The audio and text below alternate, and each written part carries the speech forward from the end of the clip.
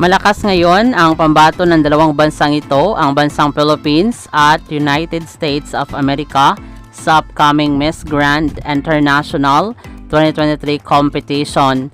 Ang representative ngayon ng USA ay si Stephanie Marie Miranda, while ang Pilipinas naman ay si Nikki Di Mora. Matatandaan na naging top 2 ang dalawang bansang ito noong time ni Samantha Bernardo na kung saan siyang naging first runner-up ni USA. Maulit kaya ngayong 2023 ang top 2? Ano sa tingin nyo?